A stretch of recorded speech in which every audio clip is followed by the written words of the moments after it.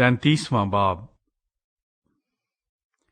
خداوند اسرائیلیوں کو کوہ سینا سے کوچ کا حکم دیتا ہے۔ اور خداوند نے موسیٰ سے کہا کہ ان لوگوں کو اپنے ساتھ لے کر جن کو تو ملک مصر سے نکال کر لایا، یہاں سے اس ملک کی طرف روانہ ہو جس کے بارے میں ابراہیم اور اسحاق اور یعقوب سے میں نے قسم کھا کر کہا تھا کہ اسے میں تیری نسل کو دوں گا، اور میں تیرے آگے آگے ایک فرشتے کو بھیجوں گا، اور میں کنانیوں اور اموریوں اور ہتیوں اور فرزیوں اور حویوں اور یبوسیوں کو نکال دوں گا۔ اس ملک میں دودھ اور شہد بہتا ہے، اور چونکہ تو گردن کش قوم ہے، اس لیے میں تیرے بیچ میں ہو کر نہ چلوں گا، تا ایسا نہ ہو کہ میں تجھ کو راہ میں فنا کر ڈالوں۔ لوگ اس وحشت ناک خبر کو سن کر غمگین ہوئے، اور کسی نے اپنے زیور نہ پہنے، کیونکہ خداوند نے موسیٰ سے کہہ دیا تھا کہ بنی اسرائیل سے کہنا کہ تم گردن کش لوگ ہو، اگر میں ایک لمحہ بھی تیرے بیچ میں ہو کر چلوں تو تجھ کو فنا کر دوں گا، سو تو اپنے زیور اتار ڈال تاکہ مجھے معلوم ہو کہ تیرے ساتھ کیا کرنا چاہیے۔ چنانچہ بنی اسرائیل حورب پہاڑ سے لے کر آگے آگے اپنے زیوروں کو اتارے رہے، اور موسیٰ خیمے کو لے کر اسے لشکرگاہ سے باہر بلکہ لشکرگاہ سے دور لگا لیا کرتا تھا، اور اس کا نام خیمہ اجتماع رکھا۔ اور جو کوئی خداوند کا طالب ہوتا وہ لشکرگاہ کے باہر اسی خیمے کی طرف چلا جاتا تھا، اور جب موسیٰ باہر خیمے کی طرف جاتا تو سب لوگ اٹھ کر اپنے اپنے ڈیرے کے دروازے پر کھڑے ہو جاتے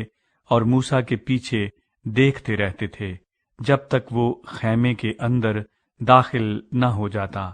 اور جب موسیٰ خیمے کے اندر چلا جاتا تو ابر کا ستون اتر کر خیمے کے دروازے پر ٹھہرا رہتا،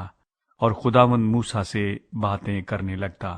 اور سب لوگ ابر کے ستون کو خیمے کے دروازے پر ٹھہرا ہوا دیکھتے تھے، اور سب لوگ اٹھ اٹھ کر اپنے اپنے ڈیرے کے دروازے پر سے اسے سجدہ کرتے تھے۔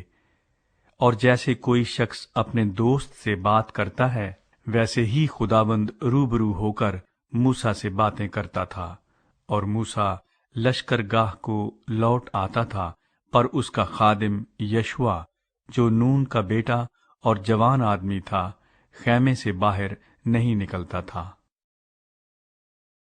خداوند اپنے لوگوں کے ساتھ رہنے کا وعدہ کرتا ہے۔ اور موسیٰ نے خداوند سے کہا، دیکھ، تو مجھ سے کہتا ہے کہ ان لوگوں کو لے چل، پر مجھے یہ نہیں بتایا کہ تو کس کو میرے پاس بھیجے گا، حالانکہ تو نے یہ بھی کہا ہے کہ میں تجھ کو بنام جانتا ہوں اور تجھ پر میرے کرم کی نظر ہے۔ پس اگر مجھ پر تیرے کرم کی نظر ہے تو مجھ کو اپنی راہ بتا جس سے میں تجھے پہچان لوں، تاکہ مجھ پر تیرے کرم کی نظر رہے، اور یہ خیال رکھ کہ یہ قوم تیری ہی امت ہے۔ تب اس نے کہا، میں ساتھ چلوں گا اور تجھے آرام دوں گا۔ موسیٰ نے کہا، اگر تو ساتھ نہ چلے تو ہم کو یہاں سے آگے نہ لے جا، کیونکہ یہ کیوں کر معلوم ہوگا کہ مجھ پر اور تیرے لوگوں پر تیرے کرم کی نظر ہے؟ کیا اسی طریق سے نہیں کہ تو ہمارے ساتھ ساتھ چلے، تاکہ میں اور تیرے لوگ روئے زمین کی سب قوموں سے نرالے ٹھہرے۔ خداوند نے موسیٰ سے کہا، میں یہ کام بھی جس کا تو نے ذکر کیا ہے کروں گا، کیونکہ تجھ پر میرے کرم کی نظر ہے، اور میں تجھ کو بنام پہچانتا ہوں۔ تب وہ بول اٹھا کہ میں تیری منت کرتا ہوں، مجھے اپنا جلال دکھا دے۔ اس نے کہا، میں اپنی ساری نیکی تیرے سامنے ظاہر کروں گا، اور تیرے ہی سامنے خداوند کے نام کا اعلان کروں گا، اور میں جس پر مہربان ہونا چاہوں مہربان ہوں گا، اور جس پر رحم کرنا چاہوں رحم کروں گا۔ اور یہ بھی کہا، تو میرا چہرہ نہیں دیکھ سکتا، کیونکہ انسان مجھے دیکھ کر زندہ نہیں رہے گا۔ پھر खुदावंद ने कहा, देख, मेरे करीब ही एक जगह है, सो तू उस चट्टान पर खड़ा हो, और जब तक मेरा जलाल गुजरता रहेगा मैं तुझे उस चट्टान के शिगाफ में रखूंगा, और जब तक मैं निकल न जाऊं तुझे अपने हाथ से ढांके रहूंगा। इसके बाद मैं अपना हाथ उठा लूंगा और तू मेरा पीछा देखेगा, लेकिन मेरा चेहरा दिखाई नहीं देगा।